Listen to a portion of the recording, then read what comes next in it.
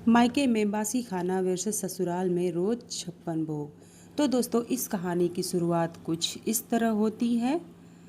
सुबह की खिली खिली धूप आंगन में आई ही थी कि कमलेश की तेज आवाज पूरे घर में गूंज उठी। अरे ओ श्रेया, कहाँ मर गई नालायक? कान बहरे हो गए हैं तेरे, कितनी देर से आवाज लगा रही हूँ। कहाँ है तू? बस 2 मिनट माँ, बस 2 मिनट में आंगन में आई, पानी छिड़क कर अभी आती हूँ माँ।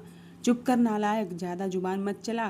पता है तो न, आज शाम को घर में मेहमान आने वाले हैं। घर की सफाई से लेकर सारा काम तुझे ही करना है, कोई भी गलती नहीं होनी चाहिए।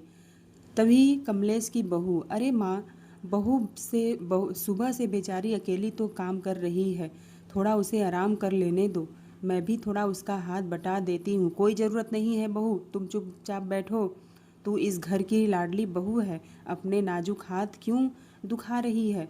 सब करने के लिए तो इस मनहूस है न कोई, लेकिन वही नहीं है माँ। चल तू आराम कर जाकर।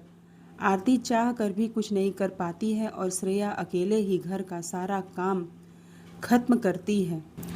जिसके बाद दोपहर में परिवार का खाना खाने बैठते हैं, तभी श्रेया भी वहाँ आ जाती है। तभी श्रेया के पापा, अरे श्रेया बेटा, तू भी आज बहुत देर से काम कर रही है, आ जा हमारे साथ बैठकर खाना खा ले। चल आ जा, आराम से बैठकर खाना खा ले। जी पापा, बस हाथ धोकर आती हूँ। तभी श्रेया की माँ खबरदार से डाइनिंग टेबल की तरफ एक कदम भी बढ़ाया तो क्या इसकी हैसियत है हमारे साथ खाना खाने की? उसके बाद खाएगी जब हम लोग खा लेंगे, समझी? लेकिन कमलेश सुबह से तो बेचारी काम में लगी हुई थी, अब उसे खाना भी नहीं खाने दोगी तो वो भूखी रहेगी। मैंने कह दिया ना, ये सबके साथ खाना नहीं खाएगी, बाद में खाएगी, बस कह दिया। डाइनिंग टेबल पर राघवेंद्र और कमलेश बहस शुरू हो जाती है, जिसे देखकर कोई बात नहीं माँ, आप लोग खाना खा लीजिए, मैं बाद में खाना खा लूँगी। घर के सभी सदस्य कमलेश जी के डर से चुपचाप खाना खाते हैं और सभी के खाना खाने के बाद, अब तो सबने खाना खा लिया है ना कमलेश, अब तो इस बेचारी को खाना दे दो कम से कम। हाँ, किसे खाना देना है और किसे नहीं देना है, यह मेरा काम है, आप जाइए और आराम कीजिए। राघवेंद्र जी चुपचाप अपने कमरे में चले जाते हैं और उनके कमरे में जाने के बाद आरती खाने के बर्तन को टटोलती है और खाली बर्तन देखने के बाद, पर माँ जी, तो खाना सारा ख़त्म हो गया है, ताज़ा खाना बिल्कुल भी नहीं है, श्रेया के लिए तो एक निवाला भी नहीं बचा है। अरे तो क्या हो गया आरती, फ्रिज में पड़ी है वह बासी रोटी, उसे निकाल कर दे दे इसे। सब्जी का नाम भी मत लेना, सूखी रोटी खाएगी ये। कौन सी इसकी मरी हुई माँ हमारे लिए कोई खजाना छोड़कर गई थी? हाँ, आरती बेबस होकर रसोई में जाती है और फ्रिज में से बासी रोटी थाली में लगाकर श्रेया को दे देती है। श्रेया वहीं जमीन पर बैठकर सूखी रोटी खाने लगती है। तभी पड़ोसन सुशीला किसी काम से वहां आ जाती है और श्रेया को देखकर, अरे राम राम कमलेश जी, कम से कम एक बेसहारा बच्ची पर तो इतना रहम करो, यूं जानवरों की तरह सुलूक ठीक नहीं है। सुशीला जी, आप इतना हमें ज्ञान मत दीजिए, भूखा थोड़ी मार रहे हैं उसे, पेट भरने के लिए खाना तो मिल रहा है। सुशीला, भगवान से डर कमलेश, एक ना एक दिन कर्म लौट कर आते हैं। खैर मैं चलती हूँ, तुम्हारे घर में एक पल मुझसे टिका नहीं जाएगा। सुशीला मुंह फेर कर वापस चली जाती है। उसके बाद कमलेश जी भी अपने कमरे में चली जाती हैं और राघवेंद्र जी का मौका पाकर किचन में आते हैं और डिब्बे से थोड़ा सा आम का अचार निकाल कर श्रेया के पास लेकर जाते हैं और रख देते हैं। ले बेटा, चुपचाप खा ले, मुझसे तेरी ये हालत देखी नहीं जाती है बेटा, मैं क्या करूं? पापा आप कितने अच्छे हैं, बस आप ही की ममता का सहारा है मुझे, और नहीं तो मुझे जीने का कोई हक नहीं है। लेकिन रघुवेंद्र जी को रोहित और ऋतु देख लेते हैं और सही है पापा, हाँ आप भी हर बार पिघल जाते हैं, मम्मी बिल्कुल ठीक करती है इसके साथ, समझे? आप बार बार पिघलने लगते हैं। बिल्कुल भैया, यह कोई हमारी सगी बहन थोड़ी है जो इसके लिए 56 भोग बनवाए जाएं। वैसे माँ को तो बता देते हैं पापा कैसे इस पर प्यार लुटा रहे हैं। हाँ, अरे अभी बता देता हूँ। अरे मम्मी सुनो, देखो देखो, जरा बाहर तो आओ। अरे क्या हो गया? अब कौन सी जमीन फट गई, आसमान बरस पड़ा? अरे खुद आकर देख लो ना माँ, जरा पापा क्या कर रहे हैं। कमलेश जी कमरे से बाहर आती है और श्रेया को थाली में अचार देखकर चिल्लाने लगती है। क्यों रे मनहूस छोरनी, तुझे मना किया था ना रसोई में किसी भी चीज़ से हाथ लगाने के लिए। किससे पूछकर खोला तूने अचार का डब्बा? वो माँ, बस वो मैं। चुप कर, चोरनी कहीं की। एक तो चोरी भी की और ऊपर से सीना जोरी भी कर रही है। चोरनी कहीं की, चल हाथ पैर तोड़ दूंगी तेरा मैं, समझी। कमलेश जी इतना कहकर श्रेया को जोर से धक्का मारती है। श्रेया बेचारी जमीन पर गिर पड़ती है और रोने लगती है, जिसे देखकर दादी सास, अरे शर्म कर कमलेश, भूल गई क्या वो दिन? शादी के वक्त तो तूने पहली बड़ी बड़ी बातें की थी, कसम खाई थी कि इस बच्ची को अपनी सगी बेटी से भी बढ़कर पालेगी और कभी इसे सौतेली माँ का व्यवहार नहीं करेगी, अपने बच्चों से भी नहीं जन्माएगी। आज तेरी वो जुबान कहाँ चली गई? वो पुरानी बातें थी माँ जी, तब हालात कुछ और थे, अब हालात कुछ और है। अब जिंदगी और ज़रूरत है, दोनों बदल चुकी हैं। किस घमंड में जी रही है तू? यह तेरा घमंड तो रावण का भी नहीं टिका, तेरा क्या टिकेगा, समझी। कर्म की गति लौट कर जरूर आएगी। अरे माँ जी अब जाइए आप, तब देखेंगे जब कर्म की गति लौट कर आएगी। अभी तो मुझे नींद आ रही है, मैं जा रही हूँ सोने। कमलेश शांति की बातें नज़रअंदाज करके वहाँ से चली जाती है और बेचारी श्रेया रोते हुए एक कोने में चुपचाप सूखी रोटी खाती है, अचार लगाने लगती है और अपनी पुरानी बातों को याद करती है। बात करीब 20 साल पुरानी थी। श्रेया की असली माँ के अचानक दुनिया से चले जाने के बाद पूरा घर वीरान हो चुका था। दुखी राघवेंद्र अपनी नन्ही सी बच्ची को सीने से लगाकर बुरी तरह से रो रहे थे। तभी उसकी माँ, देख बेटा, कब तक इस तरह आंसू बहाएगा? मेरी बूढ़ी हड्डियों में अब इतनी ताकत नहीं है कि इस दूध मुही बच्ची को संभाल सकूं। तू एक शादी कर ले बेटा, दोबारा से शादी कर ले। नहीं माँ, मैं दूसरी शादी नहीं करूँगा। कौन जाने वो दूसरी माँ इस बेचारी को सौतेला व्यवहार करने लगेगी, तब जिंदगी भर वो सताएगी मेरी बच्ची को। मैं यह शादी नहीं करूँगा, बस बहुत हो गई तेरी जिद, अब मैं एक शब्द नहीं सुनूंगी। मैं तेरी दूसरी शादी कराकर ही रहूँगी। शांति देवी की जिद से कुछ दिनों के बाद राघवेंद्र बिचौलियों के जरिए कमलेश का रिश्ता पक्का हुआ और शादी के मंडप में फेरे लेते हुए कमलेश ने राघवेंद्र और शांति देवी के सामने एक वादा किया, फिक्र मत करिए, मैं इस बच्ची को बड़े प्यार से पालूंगी, खुद के बच्चे भी पैदा नहीं करूंगी। तभी दादी, बस मुझे यही सुनना था। देखा राघवेंद्र, तेरा फैसला गलत नहीं हुआ। हाँ माँ, सही कहा, धन्यवाद कमलेश, मैं बस तुमसे यही सुनना चाहता था। कमलेश और उसके परिवार वाले रघुवेंद्र की शादी हो जाती है, लेकिन शादी के कुछ साल बाद ही कमलेश के रोहित और ऋतु 2 बच्चे पैदा होते हैं। और जैसे जैसे बच्चे बड़े हुए, बच्चों के बीच में फ़र्क साफ दिखाई देने लगता है। कमलेश, देख जरा, रोहित और ऋतु दोनों रंग रूप में सांवले हैं और पढ़ाई लिखाई तथा अकल में भी काफ़ी कमज़ोर हैं। बच्चों पे जरा ध्यान दे। हाँ माँ, सही कह रही हो कमलेश। एक तरफ रोहित ऋतु हैं और दूसरी तरफ हमारी श्रेया, बचपन से ही बहुत ही सुंदर, गोरी और पढ़ाई में भी एकदम तेज है।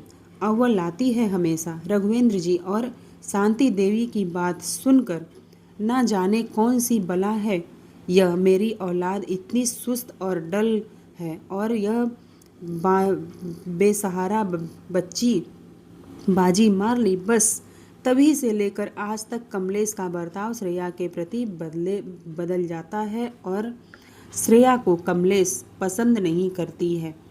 इसी तरह से दिन बीत रहे थे।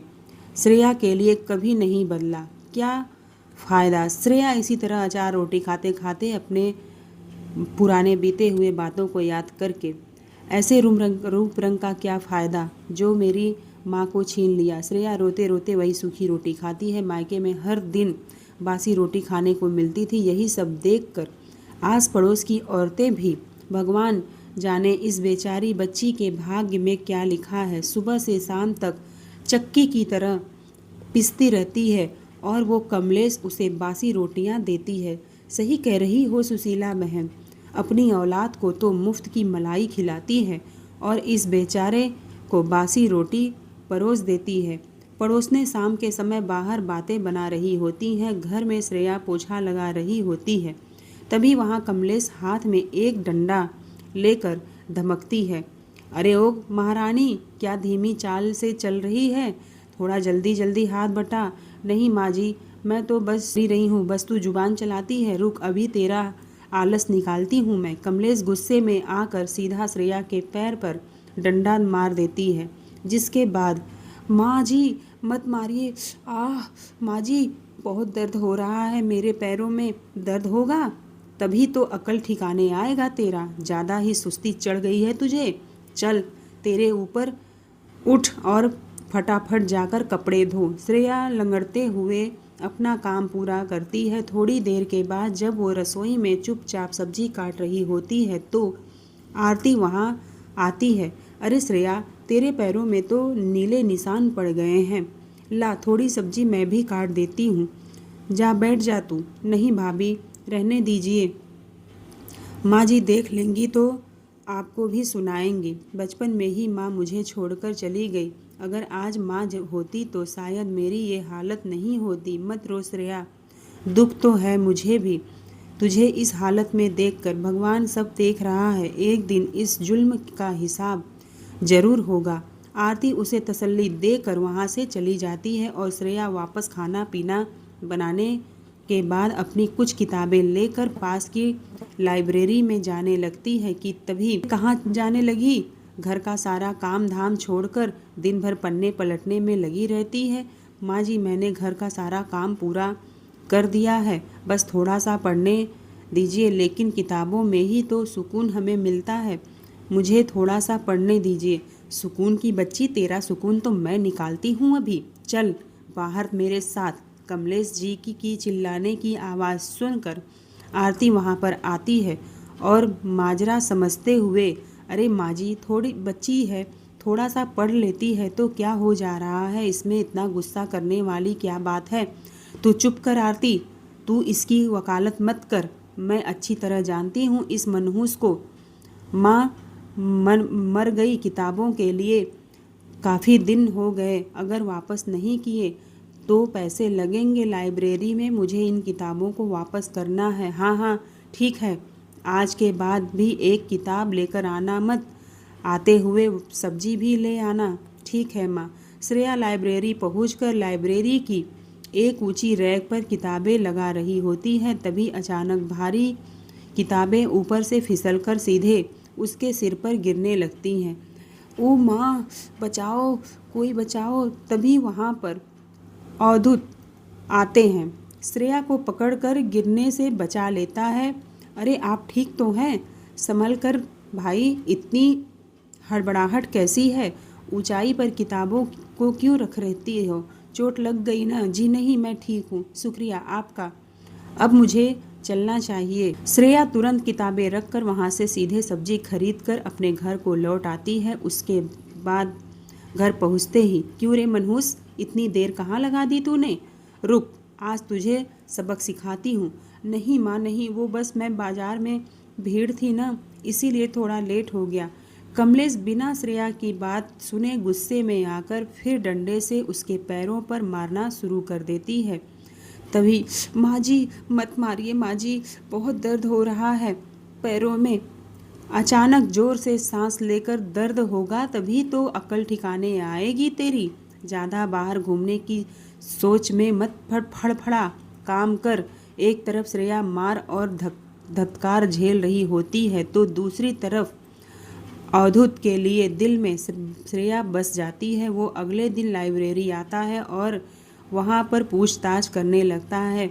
ओ भाई, यहाँ एक लड़की आती है किताबें लेने वाली, वो दिन में दिखी नहीं, क्या नाम है उसका? अरे आप श्रेया की बात कर रहे हैं क्या? वो अक्सर यही किताबें पढ़ने आती है पर कुछ दिनों से आ नहीं रही है।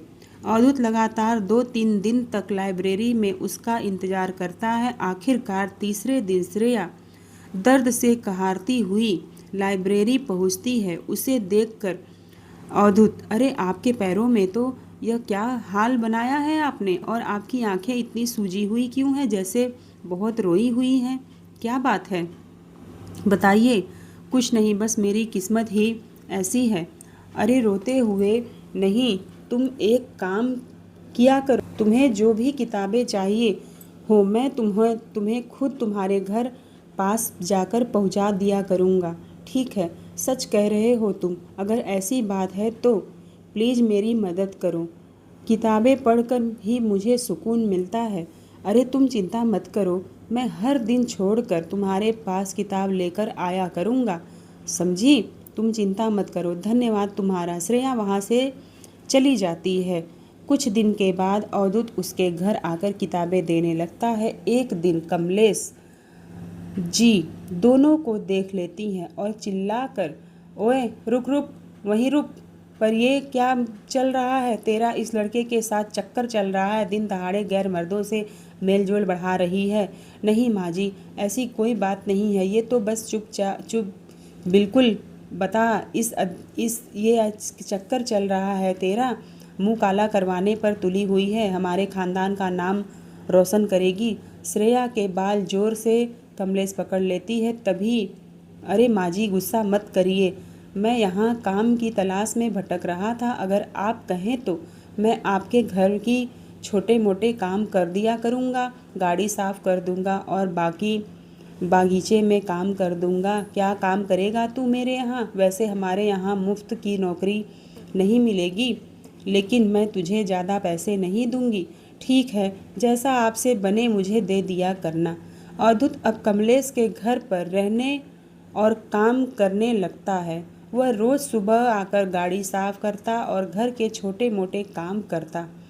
उसे देखकर कमलेश के बेटे और बेटी, अरे वारे जोड़ी, एक तरफ घर की मनहूस नौकरानी और दूसरी तरफ यह नया नवेला फटीचर नौकर, दोनों बिल्कुल मेड फॉर इच अदर लग रहे हैं। सही कह रहे हो भैया, घर में 2-2 नौकर मुफ्त में मिल गए हैं। हाँ, और हम ऐश करेंगे। हाँ, एक तरफ रितु और रोहित अवधूत का मजाक उड़ाते हैं तो दूसरी तरफ अवधूत चुपचाप आरती और शांति देवी के पास जाता है और देखिए दादी और भाभी जी, मैं श्रेया से सच्ची मोहब्बत करता हूँ और उसे इस नर्क से हमेशा हमेशा के लिए आज़ाद कराना चाहता हूँ। अच्छा, तुम आज़ाद करा पाओगे उसे? तुम्हारे पास तो खुद खाने का ठिकाना नहीं है और प्यार से भला किसी का पेट भरा है आज तक, जो अब भरेगा? दादी भाभी, कोई गरीब या लाचार नौकर नहीं हूँ मैं, बल्कि एक प्रतिष्ठित अदर का हूँ। हे भगवान, सच कह रहे हो तुम? आप अगर ऐसा है तो मैं और दादी पूरी तरह आपके साथ हैं। बेटा, वो चुड़ैल कमलेश तो खुद ही चाहती है कि यह किसी तरह घर से चली जाए। हम सब मिलकर ऐसा कुछ करेंगे कि यह खुद व खुद श्रेया की शादी तुमसे कराने के लिए तैयार हो जाएगी। अब तीनों मिलकर एक पक्का प्लान बना लेते हैं और आरती कमलेश को उसी की भाषा में समझाने लगती है। माँ जी देखिए, आपको इस श्रेया से छुटकारा पाना है ना? हाँ बहू, मैं चाहती हूँ कि इससे मैं छुटकारा पा लूँ, मैं इसकी शक्ल नहीं देखना चाहती हूँ। हाँ तो माँ जी, क्यों न इस फटीचर नौकर के साथ श्रेया की शादी कर दी जाए, इसी के पल्लू बांध दिया जाए। वाह बहू, तरकीब तो अच्छी निकाली है तूने। ओए नौकर, इधर आ जरा, कभी तेरी शादी वादी हुई है या कुंवारा ही घूम रहा है तू? जी नहीं माँ जी, अभी मेरी शादी नहीं हुई है। अभी तो मैं कुंवारा ही हूँ। चल फिर एक काम कर, मैं आज तेरी शादी इससे करवा देता हूँ, श्रेया से, ताकि हमारी बला टले और रोज रोज का झंझट खत्म हो। तभी रोहित, अरे वाह मम्मी, एकदम बढ़िया आइडिया निकाला है। अगले ही इसकी शादी करवा दो ताकि ये मनहूस हमारी आंखों के आगे से हमेशा के लिए दफा हो जाए। हाँ भैया, बिल्कुल सही कह रहे हो मम्मी, करवा देते हैं। अगले ही दिन कमलेश जी मंदिर में श्रेया की और अवधूत की शादी करवा देती हैं और कमलेश मन ही मन खुश होती है। मज़ा आएगा, अब नौकर के पल्ले बांध दिया है, अब यह जिंदगी भर ठोकरें खाएगी।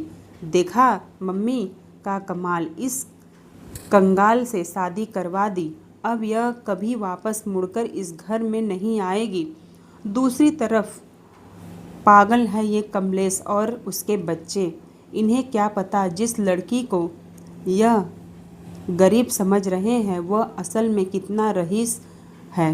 पंडित जी मंत्र पढ़कर फेरे पूरे करते हैं और श्रेया और अवधूत की शादी हो जाती है। और शादी के बाद जब श्रेया और अवधूत वापस घर लौटते हैं तो अब कमलेश, अब मुँह क्या देख रहे हो तुम लोग, शादी तो हो गई ना, निकलो अब यहाँ से और अपना कोई झोपड़पट्टी ढूंढ लो।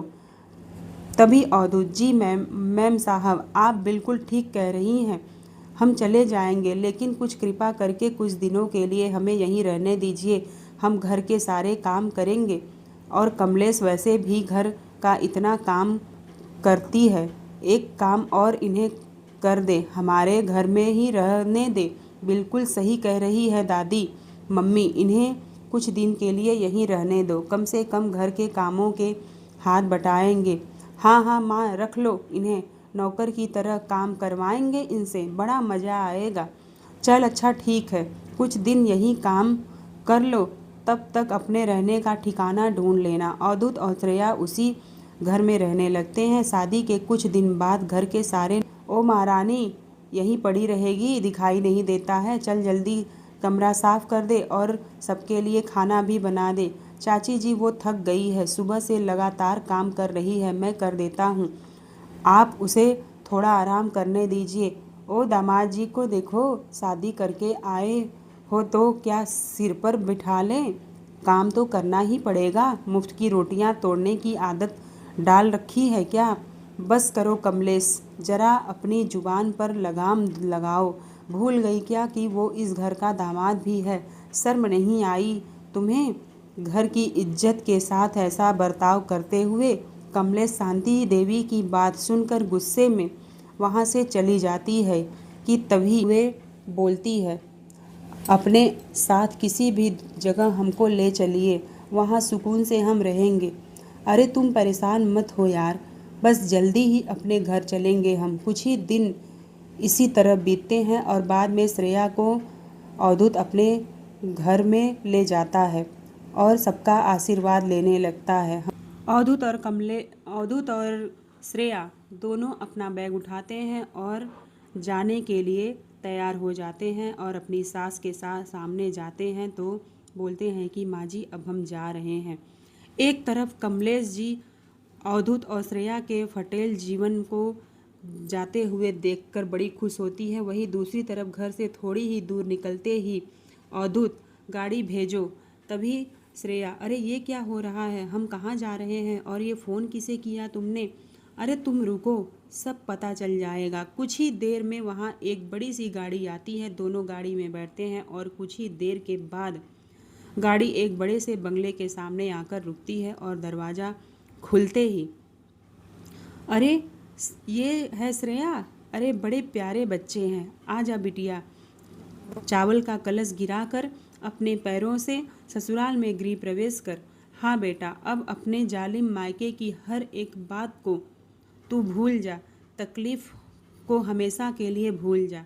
अरे ये जी, ये सब क्या हो रहा है और आप लोग मुझे इस तरह, अरे पगली घबरा मत, डरने की ज़रूरत नहीं है, ये मेरे अपने हैं और इन्हें तेरे मायके की सारी जातियाँ का पहले से ही पता है, मैंने सब बता दिया था। शाबाश मेरे शेर बेटे अवधूत, तूने बिल्कुल सही वक्त पर इस मासूम बच्ची की ज़िंदगी बचा ली। आजा बेटा श्रेया, बेझिझक अंदर आजा। आज से वक्त पर इस मासूम बच्ची का ख्याल रखना, यह तेरा अपना घर है। सभी श्रेया का प्यार से स्वागत करते हैं। रात को श्रेया सो जाती है और सुबह उठकर श्रेया दादी और सास के पैर छूती है। थोड़ी देर के बाद डाइनिंग टेबल पर 56 भोग सजे होते हैं, जिसे देखकर हे भगवान, क्या आज यहाँ पर किसी की दावत होने वाली है? इतने सारे पकवान। अरे हाँ बेटा, चल तू अब चुपचाप कुर्सी पर बैठ जा और वो जो मन में है वो खा ले। हाँ श्रेया जी, थोड़ा सा यह गरम गरम रसगुल्ला और खाइए। आप तो मायके में रहकर बिल्कुल सूख कर कांटा हो गई हैं। आइए, अब हमारी जिम्मेदारी है आपको अच्छे से खिला पिलाकर तंदुरुस्त करने की। सचमुच मेरे लिए मैं यह तो कभी सपने में भी नहीं सोच सकती थी कि कोई मुझे इतने प्यार से अपनी थाली से खाना खिलाएगा। वाह भैया, सुबह सुबह की फिल्मी डायलॉग बाजी आपकी ना पूछिए मत, शुरू हो गई आपकी। बस सब लोग एक साथ जोर जोर से हंसने लगते हैं। श्रेया खाना खाने के बाद अपने कमरे में जाकर आरती को फ़ोन लगाती है। हेलो भाभी, मैं ठीक हूँ, आप कैसी हो? घर पर सब ठीक है ना? हाँ श्रेया, मैं बिल्कुल ठीक हूँ। तू बता, ससुराल में सब लोग कैसे हैं? तेरा ख्याल रखते हैं ना?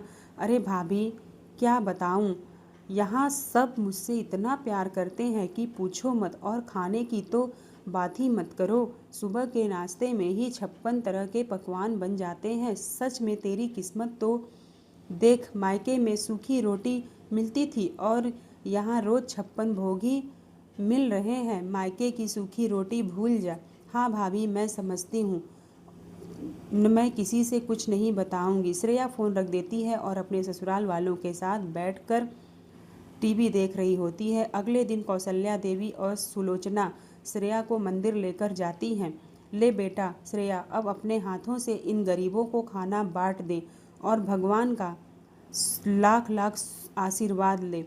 तभी श्रेया सोचने लगती है, हे भगवान, कल तक जिस घर में मुझे खुद को 2 वक्त की रोटी नसीब नहीं होती थी, आज तूने मुझे इस काबिल बना दिया कि मैं दूसरों के को अन्न दान कर रही हूँ, गरीबों को खाना बांट रही होती है श्रेया। तभी अचानक सुशीला वहाँ से गुजरते हुए यह सब देख लेती है और कमलेश के पास आती है। अरे कमलेश, आज मैंने तेरी सौतेली बेटी को मंदिर में बाहर खड़े हुए देखा, क्या बक रही हो? अरे वो लोग तो हमसे नीचे हुए हैं। नहीं माँ, सही है, मंदिर के बाहर खड़ी होकर भीख ही मांग रही होगी और क्या करेगी? वैसे भी उसकी औकात इसके सिवा और कुछ नहीं है। हाँ बेटा, तू सही कह रहा है, मुझे भी वही लग रहा है। उसकी किस्मत में वही मंदिर से के बाहर भीख मांगना ही लिखा हुआ है। अरे वो कमलेश, लोग भगवान से भी लाठी में आवाज़ आती है, कम से कम भगवान से डर नहीं होती। सुधर जाओ, अभी भी वक्त है। अरे माँ जी, आपका फिर से नाटक चालू हो गया। एक तरफ कमलेश और उसके परिवार को लगता है कि श्रेया दर दर की ठोकरें खा रही है, लेकिन वहीं दूसरी तरफ श्रेया के ससुराल वाले मंदिर से घर आते हैं और खाने के लिए बैठते हैं। श्रेया देखती है कि टेबल पर तरह तरह के पकवान सजे होते हैं। ले बेटा श्रेया, बैठ जा, आराम से खा, आज तेरी पसंद की सारी चीज़ें बनाई है। अरे माँ जी, इतना सारा खाना मैं अकेले इतना सब कैसे खाऊंगी? अरे भाभी, अकेले आपको थोड़ी खाना है, हम सब मिलकर खाएंगे ना। हमारे घर का नियम है कि हर दिन कुछ नया और कुछ अलग बनना चाहिए। तुम क्यों घबराती हो श्रेया? आज को जियो, कल को मत सोचो, यह दिन तुम्हारे हैं। अरे भाई, शादी को इतने दिन हो गए हैं तुम्हारे, हनीमून नहीं गए तुम लोग? वैसे मैंने कल ही तुम्हारे लिए 2 टिकट घूमने की बुक कर दी है, शाम ही को फ्लाइट है। तभी श्रेया, फ्लाइट? अरे भैया, मैंने तो आज तक फ्लाइट देखी ही नहीं है, उसमें बैठने के तो बात दूर हैं। अरे डरो मत श्रेया, मैं हूँ ना तुम्हारे साथ, सब ठीक हो जाएगा। चलो जल्दी से पैकिंग करो। अवधूत और श्रेया घूमने जाने के लिए अपनी पैकिंग करते हैं और शाम को फ्लाइट में बैठते हैं। श्रेया डर के मारे अवधूत का हाथ कसकर पकड़ लेती है। दोनों हनीमून के लिए शिमला जाते हैं, जहाँ पर खूबसूरत वादियों में घूमते हैं। होटल में खाना खाते हैं और हनीमून से लौटते हुए रास्ते में अवधूत आइसक्रीम लेने के लिए गाड़ी रोकता है। तभी रोहित वहां खड़ा होता है और उसे देखकर, अरे ओए, तेरी इतनी औकात कहाँ से आ गई कि तू इतनी बड़ी चमचमाती गाड़ी से निकल कर आ रहा है। अरे साहब, माफ़ करना, ये गाड़ी मेरी नहीं है, मैं तो बस ड्राइवर हूँ। अभी अभी मुझे इस गाड़ी चलाने के लिए नौकरी मिली है, वही तो मुझे लगा कि तू इतना अमीर कहाँ से हो गया। चल चल अपना गाड़ी चला और काम कर, फटीचर वही है। गाड़ी की पिछली सीट पर बैठी श्रेया मुंह दबाकर हंस रही होती है। रोहित घर पहुंचकर अपनी माँ से कहने लगता है, माँ वो फटीचर मिला था, कह रहा था और उसे अभी अभी कोई नौकरी मिली है गाड़ी चलाने की, गरीबी से जूझ रहा है वो। वहीं दूसरी तरफ श्रेया के घर, बेटा देख, शादी तो जल्दबाजी में हो गई थी, पर अभी तक श्रेया के पगफेरे की कोई रस्म नहीं हुई है। उसे उसके घर वाले लेने आएंगे। माँ, आप तो जानती हैं उसके मायके वालों का बर्ताव, फिर भी हम रस्म निभा ही देते हैं। अवधूत आरती को फ़ोन करके सारी बात बताता है और आरती श्रेया को लेने मायके पहुंचती है। ससुराल आने वाली है। उसका आदर सत्कार होता है और श्रेया, मुझे यह सब देखकर इतनी खुशी हो रही है कि तू अपने ससुराल में कितनी खुश है। कहाँ मायके की बासी रोटी मिलती थी और कहाँ ससुराल में रोज़ 56 भोग मिल रहे हैं। बहुत किस्मत वाली हो श्रेया। भाभी, अगर मैं ससुराल के इन महंगे कपड़ों और गहनों से मायके में गई तो माँ और भाई को तुरंत शक होने लगेगा। एक काम करते हैं, सारा गहना निकालकर पर्स में रख देते हैं और साधारण कपड़े पहनकर ऑटो से चलते हैं। श्रेया और अवधूत साधारण कपड़ों में ऑटो से मायके पहुंचते हैं। वहां जाकर, आ गई महारानी, शादी के बाद पहली बार मायके की याद आई है, लगता है वहाँ भी पेट भर के खाना नहीं नसीब होता था क्या। तभी श्रेया के पापा, अरे कमलेश, क्यों बेचारी को आते ही डांटने लगी हो। आई है, चाय नाश्ते का प्रबंध कर दो जल्दी। चाय नाश्ता कौन सा, ये कोई लाट साहब आई है क्या जिनके लिए 56 भोग बनाऊं मैं। ले, सूखी रोटी कल की बची हुई है, खा ले। अरे भूल गई क्या कि ससुराल जाने से पहले भी तू यही कचरा खाती थी, चल खा ले। तभी यह सब सुनकर अवधूत गुस्से से उबलने लगता है, पर श्रेया आँख से इशारा से उसे शांत रहने को कहती है कि तभी दादी वहाँ पर बैठी पास में, अपनी दादी से तो मिल ले बेटा।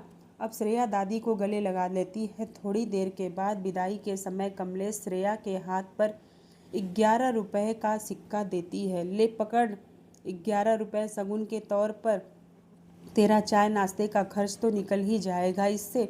श्रेया बिना कुछ कहे चिलक कर ले लेती है 11 रुपए और मायके से निकल जाती है। वहीं दोनों वापस अपने शानदार कपड़े पहनकर और अपने गहने लाद कर आलीशान गाड़ी से जाते हैं। उसी समय रोहित रोता हुआ घर आता है। मम्मी, मुझे जल्दी से 50,000 दे दो, कल रात के पत्तों से मेरा दाम गलत पड़ गया था, मुझे पैसे कुछ चुकाने हैं। तभी दादी, अरे औरत, मत देते इसे बेटे को पैसे। अरे अम्मा, आप चुप रहिए, मेरा बेटा कोई गलत काम नहीं कर रहा है, बस थोड़ी देर रुक बेटा, मैं तुझे अभी पैसे देती हूँ। रोहित पैसे लेकर फिर से जुआ खेलने निकल जाता है। अब कुछ ही दिनों के बाद श्रेया के ससुराल की तरफ से एक शहर के सबसे बड़े होटल में एक भव्य रिसेप्शन पार्टी रखी जाती है। मायके से दादी, रघुवेंद्र और आरती को इनविटेशन मिलता है और वह छिपते हुए पार्टी में जाते हैं। उन्हें देखकर तभी कमलेश और रोहित, मुझे तो दाल में कुछ काला लग रहा है, यह लोग इतना तैयार होकर कहाँ जा रहे हैं। कमलेश और रोहित सुशीला छिपते छिपाते उस आलीशान बैंक्वेट हॉल तक पहुँचते हैं। तभी रोहित, जैसे ही वो अंदर जाता है तो वो कोई ड्राइवर नहीं है माँ, वो तो शहर का सबसे बड़ा और नामी है अवधूत, और वो स्टेज पर खड़ी बैठी लड़की वो कोई और नहीं, हमारी अपनी श्रेया है माँ। देखो कैसे बदल गया है सब, ये कैसे हो सकता है। वो तो हमारे घर की नौकरानी जैसी थी। ये क्या हो गया? रिसेप्शन पार्टी देखकर रोहित और उसके घर वालों को सच्चाई पता चल जाती है तो रोहित के मन में लालच आ जाता है। वो सीधा श्रेया के ससुराल पहुंच जाता है। देख श्रेया, अब तू इस बड़े घर की मालकिन बन गई है तो तेरा भी फर्ज बनता है कि अपने भाई की कुछ मदद करे। मुझे तुरंत 1 लाख रुपए दे दे, जुए का सारा कर्ज उतर जाएगा मेरा। 1 लाख भी नहीं, 1 रुपए भी तुम्हें यहाँ से नहीं मिलेंगे। और आज तुम मेरे पास भीख मांगने आ गए हो और बासी रोटियाँ खाते हुए मुझे देखते थे तुम लोग मेरी पत्नी के साथ इतना जुल्म किए हो। 1 सेकंड के लिए यहाँ मत रुकना, वरना पुलिस को बुलाकर धक्के दिलवा कर बाहर फेंकवा दूंगा।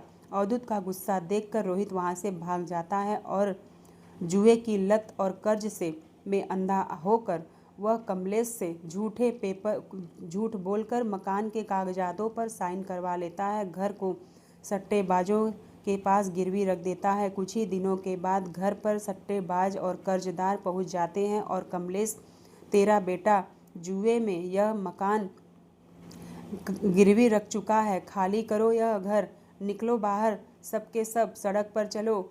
अरे भगवान, अब हम कहाँ जाएंगे? अरे हमारे पास तो सर छुपाने की छत भी नहीं बची हुई है, हम कहाँ जाएंगे? इस फटीचर हॉल में सड़क पर नहीं रह गई सकती माँ, मैं अपनी सहेली के घर जा रही हूँ। रितु गुस्से में घर छोड़कर चली जाती है और रोहित भी डर कर वहाँ से भाग जाता है। दादी, कमलेश और रघुवेंद्र सामान समेटकर सड़क पर बैठे रहते हैं। तभी एक शानदार कार आकर रुकती है जिससे श्रेया और अवधूत उतरते हैं। उन्हें देखकर कमलेश, श्रेया बेटा हमें माफ़ कर दे, मैंने तेरे साथ पूरी ज़िंदगी जुल्म किए हैं, उसकी सज़ा मुझे मिल गई, आज हम बेघर हो गए हैं। तभी श्रेया, उठिए माँ, चाची जी उठिए, रोहित के कर्ज मैंने चुका दिए हैं और आपके घर के कागज़ भी छुड़ा लिए हैं। यह लीजिए आपके अपने घर की चाबियाँ और कागजात।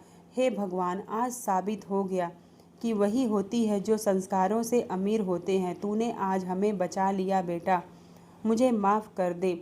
श्रेया, मैंने तुझे हमेशा बासी रोटी दी और तूने आज हमें भीख मांगने से बचाकर ज़िंदगी दे दी। सब भूल जाइए माँ जी, अब से आप आराम से अपने घर में रहिए और किसी भी चीज़ की ज़रूरत हो तो हमें याद ज़रूर करिएगा। कमलेश जी को घर की चाबियाँ सौंप कर अवधूत और श्रेया वहाँ से चले जाते हैं और सब हंसी खुशी रहने लगते हैं। बिन माँ की बच्ची के साथ इतना बड़ा सुलूक होने के बाद भी वह अपने सौतेली माँ का साथ देती है और हंसी खुशी रहने लगती है। दोस्तों, इस कहानी से आपको क्या सीख मिलती है हमें कमेंट करके ज़रूर बताइएगा और अपना प्यार और सपोर्ट बनाइए। धन्यवाद। मिलते हैं नेक्स्ट वीडियो में। राधे राधे।